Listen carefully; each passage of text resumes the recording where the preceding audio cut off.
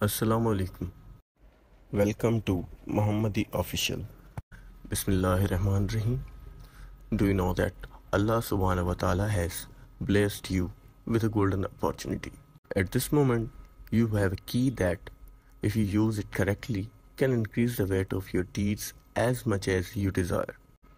This golden key is none other than the first 9 days of Zulhijjah, through which you can become greatly beloved to Allah Almighty. You can maximize your good deeds and minimize your sins and transgressions. Make your scale heavy for the hereafter and detach yourself from the attractions of this world. How is all this possible?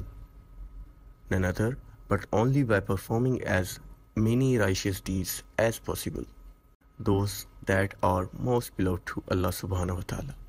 So are you all ready to take the lead in these days?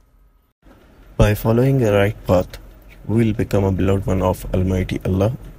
Subscribe our channel Muhammadi Official for more helpful videos. Thank you. Allah Hafiz.